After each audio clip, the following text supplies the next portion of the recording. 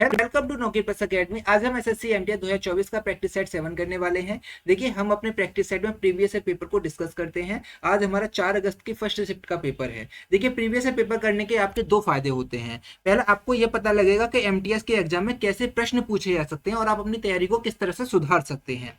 और दूसरा ये होगा कि अगर आप मेरे चैनल को फॉलो करते हैं तो आपको क्वेश्चन से रिलेटेड एडिशनल फैक्ट देखने को मिलेंगे, वो भी लिखित में और पीडीएफ के साथ।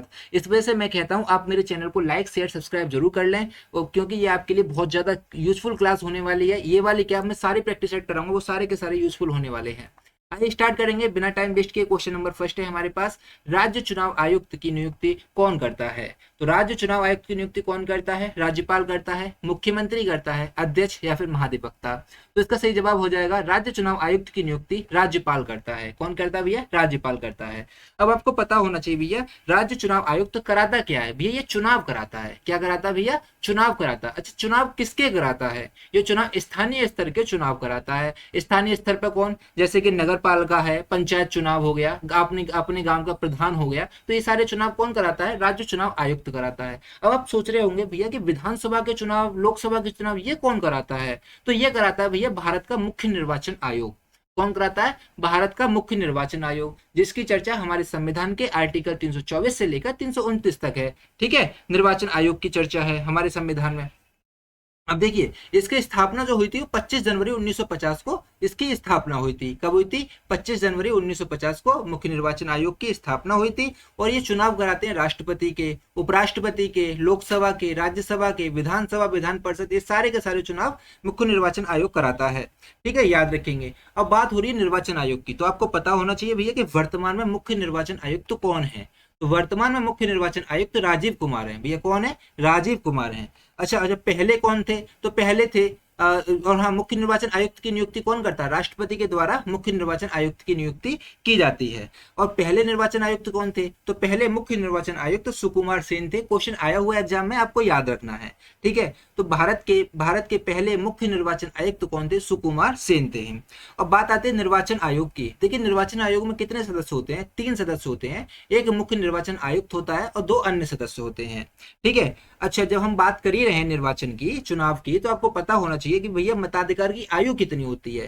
तो मताधिकार की आयु 18 वर्ष होती है, सबको पता है। क्या ये 18 वर्ष मूल संविधान में 18 वर्ष थी? नहीं, मूल संविधान में 18 वर्ष नहीं थी। तो कितनी थी वो? 21 वर्ष थी। तो कब इसको 18 वर्ष किया गया है? तो इसको 61वें संविधान संशोधन 1989 के द्वारा इसको 21 वर्ष से घटाकर 18 वर्ष कर दिया गया है। कितना कर दिया भैया? 18 वर्ष कर दिया गया है। ठीक है, आप इसे याद रखेंगे।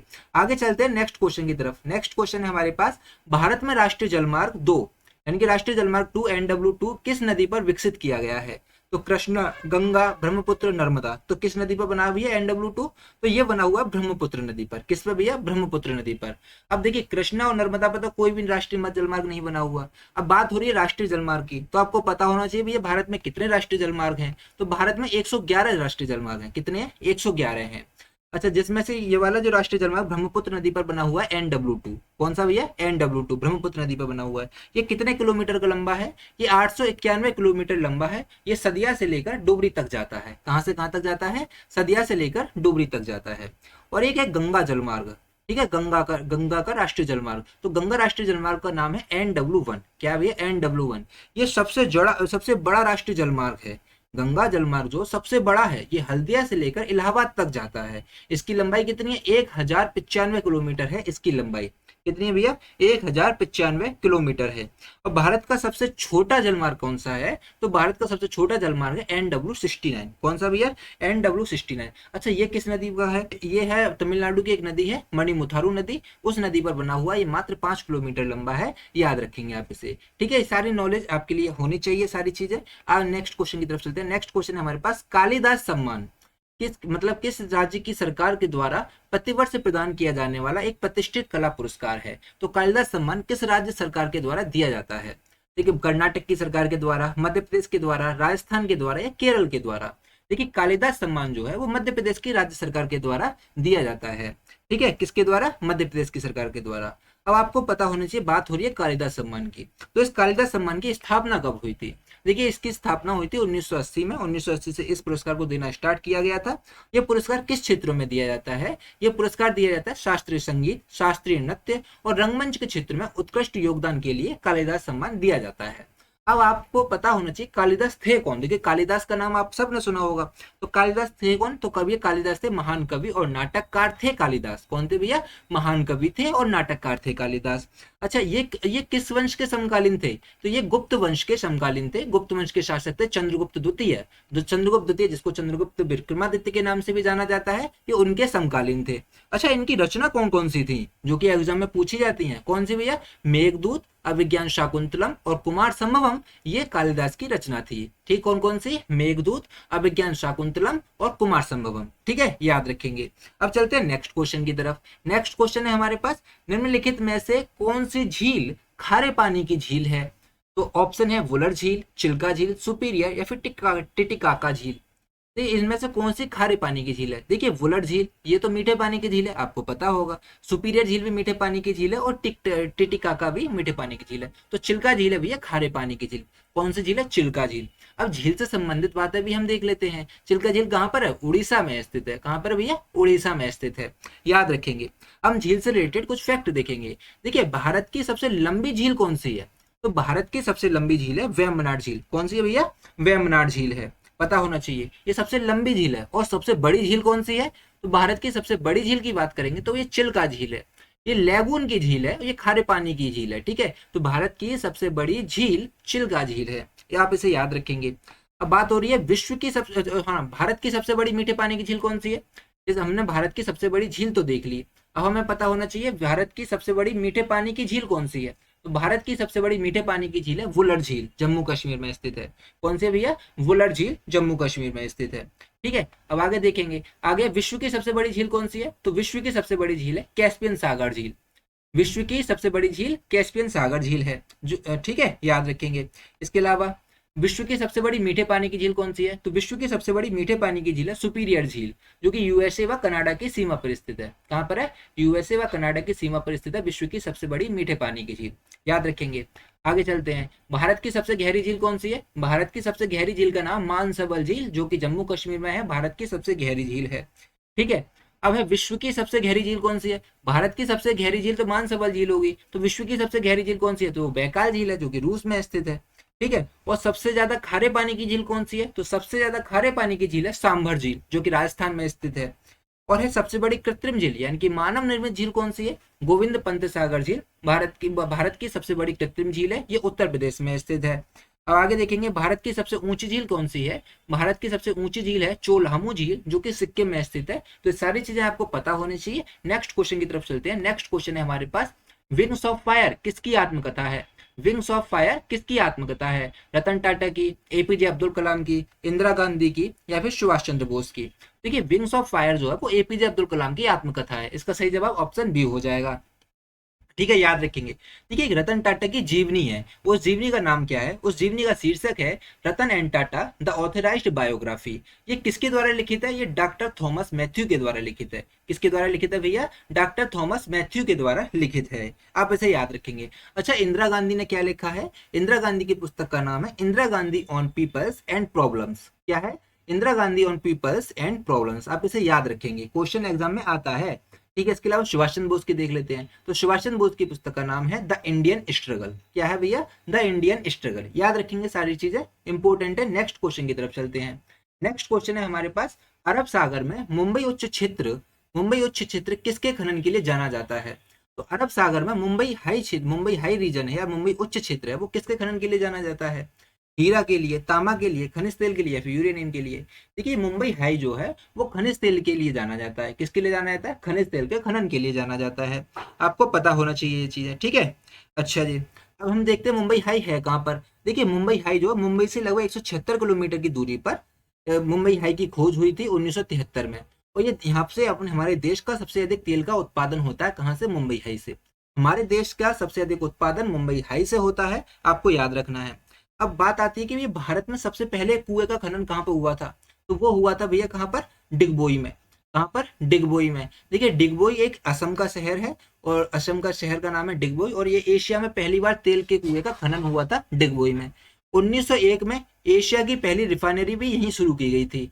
1901 में एशिया की पहली रिफाइनरी कहाँ पे शुरू की गई थी? डिगबोई में शुरू की गई थी, आपको पता होना चाहिए। अब बात हो रही है इसमें हीरे की, तांबा की, यूरेनियम की, हम इसे भी देख लेते हैं। देखिए हीरा का होता है, तो हीरा का सबसे ज्यादा उत्पादन कहाँ पर होता है? तो हमारे भारत में हीरे का सबसे ज्यादा उत्पादन मध्य प्रदेश में होता है। मध्य प्रदेश के पन्ना जिले में हीरे का सबसे ज्यादा उत्पादन होता है। तो हीरे का सबसे ज्यादा भंडार कहाँ पर है? देखिए हीरे का सबसे ज्यादा भंडार भी मध्य प्रदेश में ही है, याद रखेंगे आप इसे। अब बात हो रही है हीरा की, तो भारत में तो हमने देख लिया, अब विश्व में देखेंगे। विश्व में सबसे अधिक हीरे का उत्पादन कहाँ से होता है? तो वो रूस से होता है। कहाँ से होता है भैया? रूस से होता है। और दुनिया में सबसे ज्यादा भंडार कहाँ पर है हीरे का? तो वो है किम्बरले, दक्षिण अफ्रीका में है। ठीक है, दुनिया में सबसे ज्यादा भंडार किम्बरले है। हीरे का भंडार कहाँ पर है? किम्बरले में है, दक्षिण अफ्रीका में, याद रखेंगे इसे। अब बात करेंगे हम तांबा की। देखिए तांबे का सबसे ज्यादा उत्पादन कहाँ पे होता है? मध्य प्रदेश में और राजस्थान में होता है। राजस्थान में लोग 28% के आसपास होता है, लेकिन सबसे ज्यादा की देखेंगे तो 64% हो जाता है। 64% तांबे का उत्पादन 64% तांबे का उत्पादन मध्य प्रदेश से होता है। ठीक है, याद रखेंगे। तो इसका सबसे ज्यादा भंडार कहाँ पर है? लेकिन तांबे का सबसे ज्यादा भंडार की बात करेंगे तो ये राजस्थान में है। ठीक है, देखिए तांबे का सबसे ज्यादा भंडार राजस्थान में है, लेकिन सबसे ज्यादा उत्पादन मध्य प्रदेश में होता है, आपको याद रखना पड़ेगा। अब यूरेनियम को देखेंगे। देखिए यूरेनियम के उत्पादन की दृष्टि से भारत आत्मनिर्भर नहीं है, लेकिन इसका उपयोग जो होता है, यूरेनियम का उपयोग परमाणु बम बनाने के लिए किया जाता है। फिर भी भारत में यूरेनियम मिलता है, लेकिन शुद्ध यूरेनियम नहीं मिलता है। तो कहाँ से मिलता है भी यूरेनियम? आंध्र प्रदेश से मिलता है। और झारखंड की जादूगोड़ा की खान यूरेनियम के लिए बहुत ज्यादा यूजफुल है। कौन सी? झारखंड की जादूगोड़ा की खान यूरेनियम के लिए। ठीक है, याद रखेंगे। अब चलते हैं नेक्स्ट क्वेश्चन की तरफ। नेक्स्ट क्वेश्चन है हमारे पास, भारतीय संविधान का भारतीय संविधान का कौन सा आर्टिकल भारतीय नागरिकों के लिए मौलिक कर्तव्यों को परिभाषित करता है? तो कौन सा आर्टिकल नागरिकों के लिए मौलिक कर्तव्यों को परिभाषित करता है? 51A, 41B, 49C या 21A? देखिए भारतीय नागरिकों के मौलिक अधिकारों को जो परिभाषित करता है वो है आर्टिकल 51A, आर्टिकल 51A ये परिभाषित करता है। देखिए आर्टिकल 41B और 49C ये तो कोई आर्टिकल ही नहीं है हमारे संविधान में। अब बात करेंगे ऑप्शन डी की, आर्टिकल 21 है। ये बिल्कुल आर्टिकल 21 है, ये हमारे संविधान में है। अच्छा, हमारे संविधान में है। तो ये क्या कहता, क्या है? ये कहता है 6 से 14 वर्ष के बच्चों को निःशुल्क शिक्षा का अधिकार है। ये आर्टिकल 21 से कहता है। ठीक है, लेकिन क्या ये हमारे मूल संविधान में था? देखिए भैया ये हमारे मूल संविधान में नहीं था।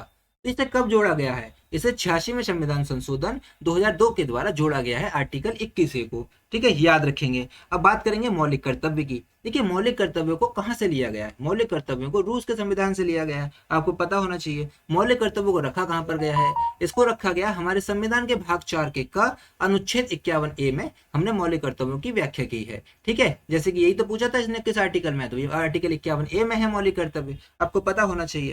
देखिए मौलिक कर्तव्यों को जोड़ा कब गया था? मौलिक कर्तव्यों को सरदार स्वदेशी समिति की सिफारिश पर 42वें संविधान संशोधन अधिनियम 1976 के माध्यम से 10 मौलिक कर्तव्य जोड़े गए थे। कितने जोड़े गए थे भैया? 10 मौलिक कर्तव्य जोड़े गए थे। कब? 1976 में। लेकिन वर्तमान में मौलिक कर्तव्य कितने हैं भैया? वर्तमान में 11 मौलिक कर्तव्य हैं। कितने हैं? 11 मौलिक कर्तव्य हैं। और ये 11वां मौलिक कर्तव्य कब जोड़ा गया था? इसको 86वें संविधान संशोधन 2002 के द्वारा जोड़ा गया था। 11वां मौलिक कर्तव्य कब जोड़ा गया था? 86वें संविधान संशोधन 2002 के द्वारा जोड़ा गया था, आपको याद रखना होगा। अब मौलिक कर्तव्य को देख ही रहे हैं तो आपको देख लेते हैं ये मौलिक कर्तव्य कौन कौन से होते हैं। ठीक है, 11 के 11 मौलिक कर्तव्य देखेंगे अभी। ठीक है, संविधान का पालन करना पहला होता है हमारा मौलिक कर्तव्य है कि संविधान का पालन करना और इसके आदर्श संस्था जैसे कि संसद, सुप्रीम कोर्ट, हाई कोर्ट और राष्ट्रीय ध्वज, राष्ट्रीय प्रतीक और राष्ट्रीय गान का सम्मान करना, ये हमारा मौलिक कर्तव्य है। ठीक है, इसके अलावा दूसरा मौलिक कर्तव्य आता है राष्ट्रीय आंदोलन को प्रेरित करने वाले आदर्शों का पालन करना, ये हमारा दूसरा मौलिक कर्तव्य होता है। तीसरा है देश की संप्रभुता, एकता और अखंडता को बनाए रखना, ये हमारा कर्तव्य है। चौथा है देश की रक्षा करना और राष्ट्र की सेवा करना, ये हमारा चौथा है। पांचवा है हमारे पास देश के लोगों में नम्रता, मेल मिलाप तथा भाईचारा बनाए रखना, ये हमारा पांचवा मौलिक कर्तव्य है। ठीक है, याद रखेंगे। और हम छठा देखते हैं देश की समृद्धि और गौरवपूर्ण समृद्धि की रक्षा करना, ये हमारा छठा मौलिक कर्तव्य है। सातवां देखेंगे वैज्ञानिक दृष्टिकोण को अपनाना, ये हमारा सातवां कर्तव्य है कि हमको वैज्ञानिक दृष्टिकोण अपनाना चाहिए। ठीक, आठवां देखते हैं पहले, पर्यावरण वन्य तथा वन्य जीव की रक्षा करना, ये हमारा मौलिक कर्तव्य है। इसके अलावा है सार्वजनिक संपत्ति की रक्षा करना, ये भी हमारा कर्तव्य है। और है व्यक्तिगत और सामूहिक भलाई के लिए तैयार रहना, ये हमारा 10वां मौलिक कर्तव्य है। और एक 11वां और लास्ट मौलिक कर्तव्य है जो जिसको जोड़ा गया है 86वें संविधान संशोधन से। वो 11वां मौलिक कर्तव्य क्या है? 11वां मौलिक कर्तव्य 6 से 14 वर्ष के बच्चों के अभिभावक का यह कर्तव्य होगा कि वे अपने बच्चों को प्राथमिक शिक्षा उपलब्ध कराएं, कि वे अपने बच्चों को प्राथमिक शिक्षा उपलब्ध कराएं। ये हमारा 11वां मौलिक कर्तव्य है, ठीक है, याद रखेंगे। नेक्स्ट क्वेश्चन की तरफ चलते हैं। नेक्स्ट क्वेश्चन है हमारे पास, बंगाल की खाड़ी में स्थित विश्व का सबसे बड़ा डेल्टा सुंदरवन, विश्व का सबसे बड़ा डेल्टा कौन सा? सुंदरवन, किस प्रकार की वनस्पति को दर्शाता है? बंगाल की खाड़ी में स्थित विश्व का सबसे बड़ा डेल्टा सुंदरवन किस प्रकार की वनस्पति को दर्शाता है? अर्ध सदाबहार वन को, मैंग्रोव वन को, पर्वतीय वन को, या फिर उष्णकटिबंधीय कांटेदार वन को?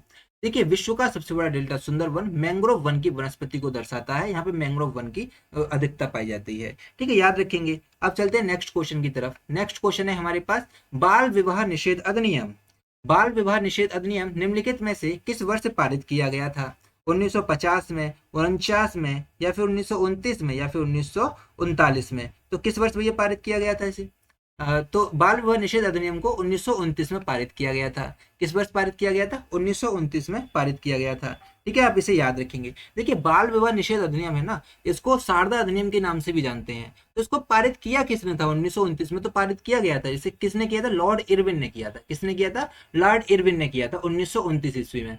अच्छा, इसमें विवाह की उम्र लड़कों के लिए 18 वर्ष और लड़कियों के लिए 14 वर्ष निर्धारित की गई थी। शारदा अधिनियम बोलेंगे या फिर इसे बाल विवाह निषेध अधिनियम बोलेंगे, ठीक है, याद रखेंगे। देखिए, इसी तरह से एक तो होता है बाल विवाह अधिनियम, और एक होता है विधवा पुनर्विवाह, और एक होता है सती प्रथा। दोनों तीनों में बड़ा कंफ्यूजन होता है, क्वेश्चन एग्जाम में पूछता है, इन तीनों में से कोई ना कोई क्वेश्चन पूछ ही लेता है। देखिए, एक होता है विधवा पुनर्विवाह अधिनियम। ये कब लागू किया गया था? तो इसे किया गया था 1856 में, लॉर्ड कैनिंग ने पारित किया था इसे, ठीक है। किसने? 1856 में लॉर्ड कैनिंग ने पारित किया था। अब बात करेंगे सती प्रथा अधिनियम की, ठीक है। सती प्रथा, तो सती प्रथा पर रोक लगाई गई थी। सती प्रथा पर रोक लगाई थी कब? 1828 ईस्वी में लॉर्ड विलियम बेंटिक ने लगाई थी। किसने लगाई थी? लॉर्ड विलियम बेंटिक ने। और सती प्रथा पर रोक लगाने के लिए सहयोग किया था किसने? राजा राम मोहन राय ने। किसने किया था भैया सहयोग? राजा राम मोहन राय ने। और लॉर्ड कैनिंग का सहयोग किया था विधवा पुनर्विवाह अधिनियम बनाने के लिए किसने? ईश्वरचंद्र विद्यासागर ने। किसने? ईश्वरचंद्र विद्यासागर ने। लॉर्ड कैनिंग का सहयोग किसने किया था? ईश्वरचंद्र विद्यासागर ने। और लॉर्ड विलियम बेंटिक का सहयोग किसने किया था? राजा राम मोहन राय ने, सती प्रथा पर रोक लगाने के लिए। आपको पता होना चाहिए सारी चीजें। इसके अलावा लॉर्ड विलियम बेंटिक ने ठगी प्रथा पर भी रोक लगाई थी, ठगी प्रथा का भी अंत कर दिया था, ठीक है। कब? 1829 ईस्वी में, ठीक है। 1829 ईस्वी में लॉर्ड विलियम बेंटिक ने ठगी प्रथा का अंत कर दिया था, और 1828 में सती प्रथा पर रोक लगा दी थी, ठीक है, आपको पता होना चाहिए। नेक्स्ट क्वेश्चन की तरफ चलते हैं। नेक्स्ट क्वेश्चन है हमारे पास, निम्नलिखित में से किस भारतीय संगीतकार को गजल सम्राट कहा जाता है? तो किस भारतीय संगीतकार को गजल सम्राट कहा जाता है? पंकज उधास को, मेहदी हसन को, गुलाम अली को, या फिर जगजीत सिंह को? ये गजल सम्राट जो कहा जाता है वो जगजीत सिंह को कहा जाता है। इसका सही जवाब हो जाएगा ऑप्शन डी, जगजीत सिंह, ठीक है, याद रखेंगे। अब चलते हैं नेक्स्ट क्वेश्चन की तरफ। ठीक है, नेक्स्ट क्वेश्चन है हमारे पास, दिए गए विकल्पों में से कौन सा विकल्प प्रतिध्वनि उत्पन्न करता है? यानी कि ई को कौन सा विकल्प उत्पन्न करता है? आपको पता होगा, काफी सरल क्वेश्चन है। जो ध्वनि तरंगें किसी ठोस माध्यम से होकर गुजरती हैं, जी नहीं है भैया, ठोस माध्यम से होकर गुजरेंगी तो ई को थोड़ी उत्पन्न होगा। हाँ, ठोस माध्यम से होकर ध्वनि गुजर सकती है, बात बिल्कुल सही है। जब ध्वनि तरंग निर्वात से होकर गुजरती है, देखिए जब ध्वनि तरंग कभी निर्वात में गमन ही नहीं करती है तो निर्वात में जा ही नहीं सकती है, ठीक है। तो ऑप्शन बी तो बिल्कुल वैसे भी कट जाएगा, ये भी कट जाएगा। जो ध्वनि तरंगें किसी तरल माध्यम से गुजरती हैं, नहीं भैया, प्रति ई को तब भी उत्पन्न नहीं होगा। तो ई को जब ध्वनि परावर्तित होती है, तो ये बिल्कुल सही है, ऑप्शन डी इसका सही जवाब हो जाएगा, जब ध्वनि परावर्तित होती है। अब बात हो रही है ध्वनि की, तो हम ध्वनि के बारे में देखते हैं और ये देखेंगे भैया कौन कौन से एग्जाम में क्वेश्चन ध्वनि से रिलेटेड बनते हैं, ठीक है। हम अभी सारा देख लेंगे। देखिए, ध्वनि, इसको चलने के लिए माध्यम की आवश्यकता होती है। ध्वनि को चलने के लिए किसकी आवश्यकता होती है? माध्यम को चलने की आवश्यकता होती है, माध्यम की आवश्यकता होती है। ये निर्वात में नहीं चल सकती है, यानी कि हम कहें अंतरिक्ष में चलेगी, भैया अंतरिक्ष में ध्वनि नहीं चल पाती है। अंतरिक्ष में ध्वनि उत्पन्न होती है लेकिन वो गमन नहीं कर पाती, क्योंकि ध्वनि को चलने के लिए माध्यम चाहिए इसे, ठीक है, कोई ना कोई मीडियम चाहिए ही चाहिए। तो वो अंतरिक्ष में होता नहीं है, वो क्योंकि वो निर्वात है। इसके अलावा क्वेश्चन हमसे एग्जाम में पूछा था, ध्वनि कौन सी तरंग होती है? क्या ये विद्युत चुम्बकीय तरंग होती है या फिर यांत्रिक तरंगें होती है? क्वेश्चन एग्जाम में आता है, इस वजह से मैं आपको बता रहा हूँ। ध्वनि एक यांत्रिक तरंग होती है भैया, यांत्रिक तरंग होती है। कौन सी तरंग होती है? यांत्रिक तरंग होती है, आप इसे याद रखेंगे। ध्वनि की चाल कितनी होती है? ध्वनि की चाल 332 मीटर पर सेकेंड ध्वनि की चाल होती है, ठीक है, याद रखेंगे। अब आवृत्ति के आधार पर ध्वनि को 3 भागों में विभाजित किया गया है, और वो कौन कौन से इसे देखेंगे। एक होती है श्रव्य, जिसको हम सुन सकते हैं, और इसकी आवृत्ति 20 हर्ट्ज से 20,000 हर्ट्ज के बीच होती है। श्रव्य यानी कि जो श्रव्य ध्वनि होती है, तो इसकी आवृत्ति कितनी होती है? 20 हर्ट्ज से 20,000 हर्ट्ज तक होती है, और इसको हम लोग सुन सकते हैं, इसको मानव सुन सकते हैं, ठीक है, याद रखेंगे। अब बात आती है अपश्रव्य की। ठीक है, दूसरा होता है अपश्रव्य। अपश्रव्य इसकी इसकी जो आवृत्ति होती है वो 20 हर्ट्ज से कम होती है इसकी आवृत्ति, लेकिन हम इसको सुन नहीं सकते हैं। ठीक है, देखिए आपको इसकी आवृत्ति फ्रीक्वेंसी आपको इसको याद रखनी है ध्वनि की। श्रव्य की आवृत्ति कितनी आती है? 20 हर्ट्ज से 20 हर्ट्ज के बीच में। अब श्रव्य की आवृत्ति कितनी कितनी होती है? 20 हर्ट्ज से कम होती है। इसको हम सुन नहीं सकते हैं, लेकिन इसको जो जानवर होते हैं, जो कुत्ता बिल्ली ऐसे ऐसे जानवर सुन सकते हैं। तो ये अपश्रव्य ध्वनि उत्पन्न कहाँ से होती है? ये अपश्रव्य तरंगें उत्पन्न कहाँ से होती है? भूकंप के दौरान पृथ्वी से उत्पन्न तरंगें जो होती हैं वो अपश्रव्य ध्वनि की होती हैं। तो हृदय के कंपन से उत्पन्न तरंगें अपश्रव्य ध्वनि की होती हैं। इसी वजह से जब भूकंप आने से पहले वहां के जानवरों को पहले से पता लग जाता है। ठीक है, क्योंकि वो अपश्रव्य ध्वनि को सुन सकते हैं, इस वजह से पता लग जाता है। ठीक है, अब तीसरे नंबर पे आती है पराश्रव्य तरंगें। कौन सी भैया? पराश्रव्य तरंगें। तो पराश्रव्य तरंगें, इसकी आवृत्ति जो होती है वो 20,000 हर्ट्ज से ज्यादा होती है पराश्रव्य तरंगों की आवृत्ति। इसे भी मानव नहीं सुन सकते हैं। यह मुख्यतः परावर्तन के नियम यानी कि प्रतिध्वनि के सिद्धांत पर कार्य करती है, यानी कि किसी से टकराकर वापस लौट के आती है पराश्रव्य तरंगें, वहां पर इसका यूज हो जाता है। देखिए क्वेश्चन में एग्जाम में क्वेश्चन पूछा जाता है कि चमगादड़ कौन सी तरंग उत्पन्न करता है, तो चमगादड़ पराश्रव्य तरंग उत्पन्न करता है। कौन सी? पराश्रव्य तरंग चमगादड़ उत्पन्न करता है, जिसके द्वारा ये अपने और अवरोध का पता लगाता है कि इसके मार्ग में कहाँ कौन सा इसका मार्ग है, कौन सा कहाँ पर इसका अवरोध है। तो चमगादड़ इसका पता लगाता है। इसके अलावा जो सोनार जो होता है, सोनार, तो सोनार का यूज किया जाता है समुद्र की गहराई और उसकी डूबी वस्तुओं का पता लगाने के लिए। उसमें डूबी हुई वस्तुओं का पता लगाने के लिए सोनार का यूज किया जाता है। सोनार पराश्रव्य तरंगें उत्पन्न करता है। ठीक है, याद रखेंगे भैया आप इसे। सोनार की फुल फॉर्म क्या होती है? Sound navigation and ranging sonar की फुल फॉर्म होती है। नेक्स्ट क्वेश्चन की तरफ चलते हैं। उम्मीद करता हूँ सारी चीज समझ आ रही होगी। अगर आप कोई चीज नहीं समझ आ रही है तो कमेंट कर सकते हैं आप हमें।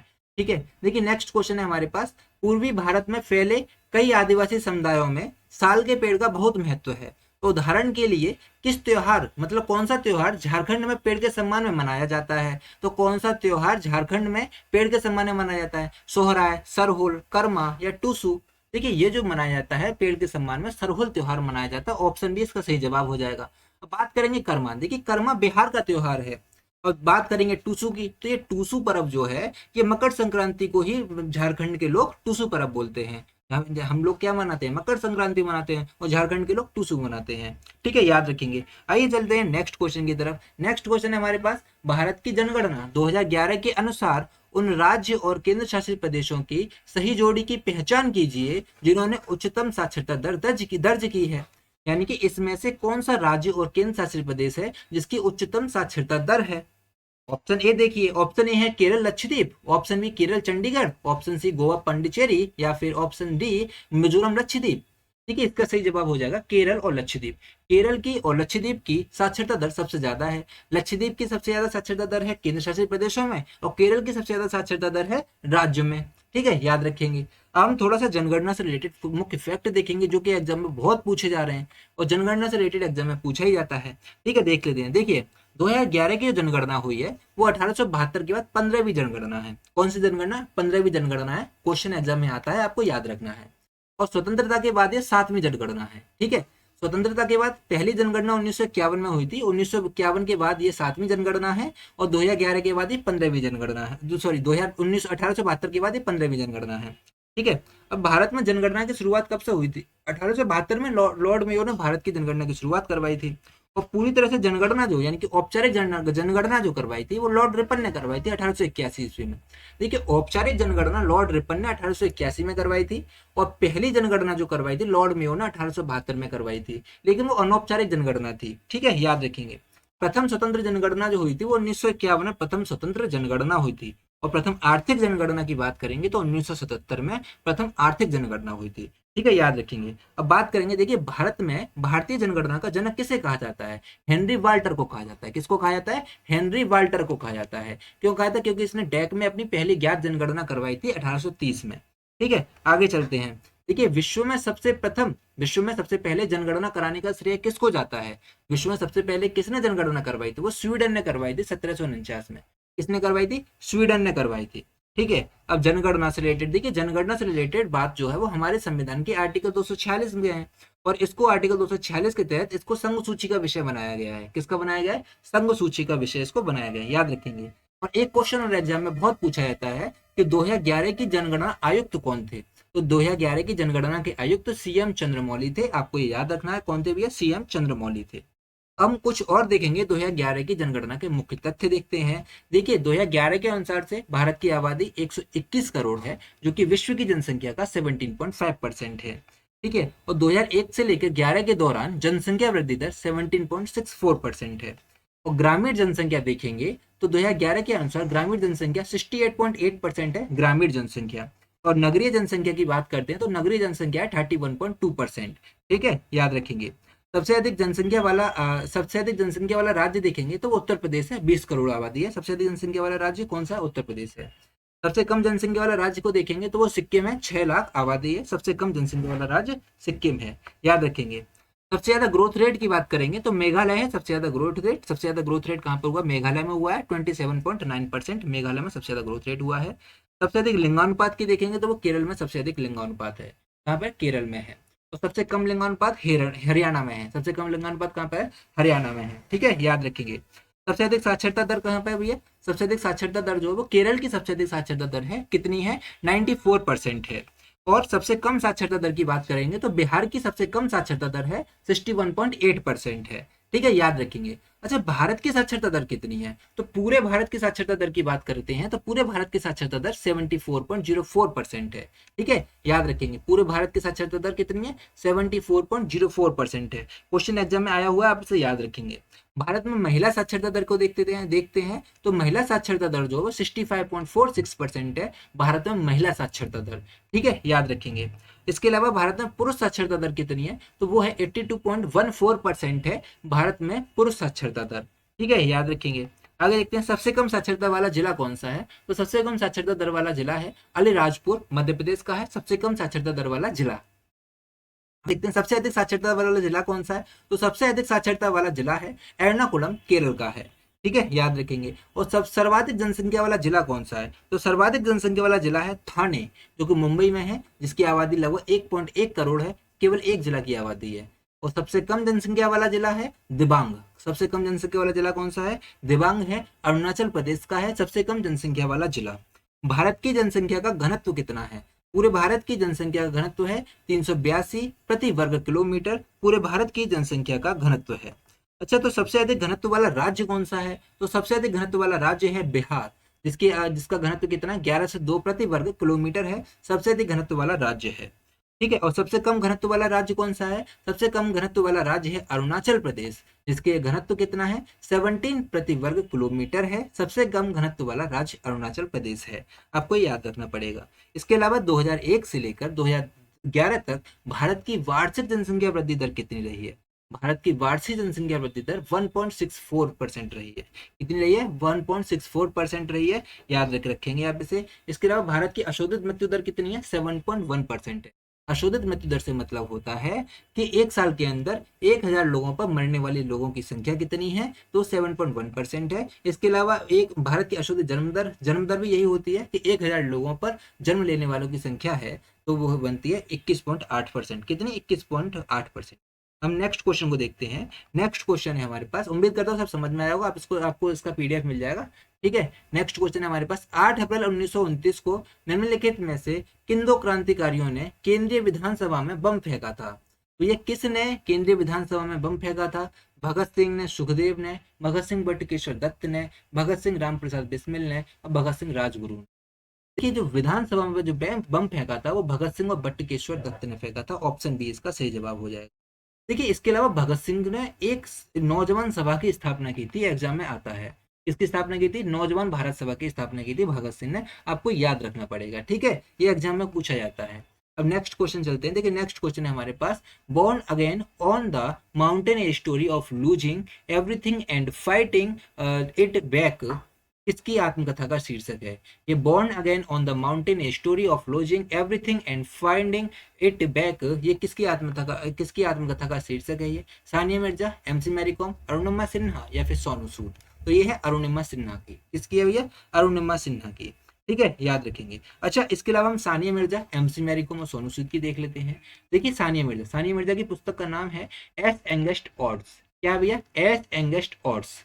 एमसी मैरी कॉम, इसकी पुस्तक है अनब्रेकेबल। इनकी क्या है? अनब्रेकेबल। और सोनू सूद की है आई एम नो मसीहा।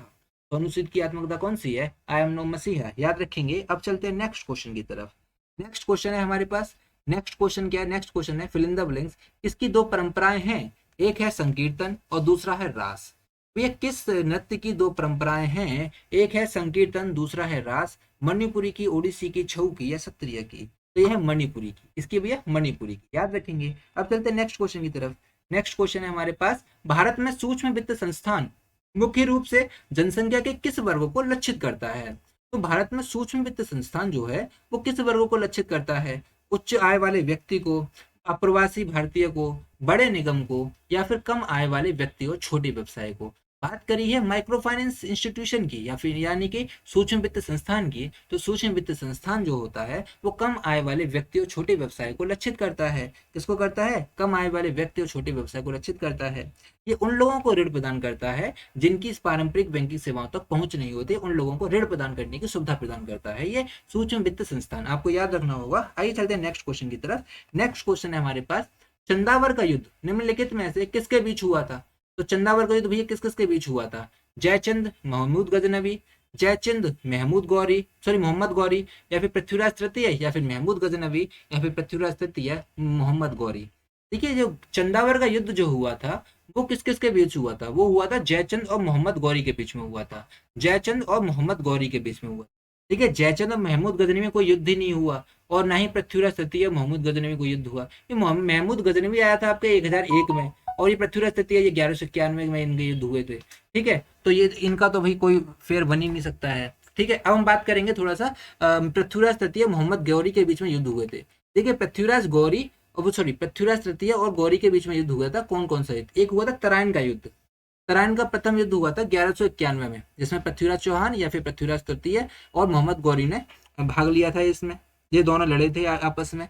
तो इसमें जिसमें से पृथ्वीराज चौहान ने मोहम्मद गौरी को पराजित कर दिया था। कौन जीत गया, पृथ्वीराज चौहान जीत गया था। और एक फिर दूसरा युद्ध हुआ था तराइन का द्वितीय युद्ध, ये 1192 में हुआ था। इस कब हुआ था, ये 1192 में हुआ था। और फिर ये हुआ था पृथ्वीराज तृतीय और मोहम्मद गौरी के बीच में हुआ था।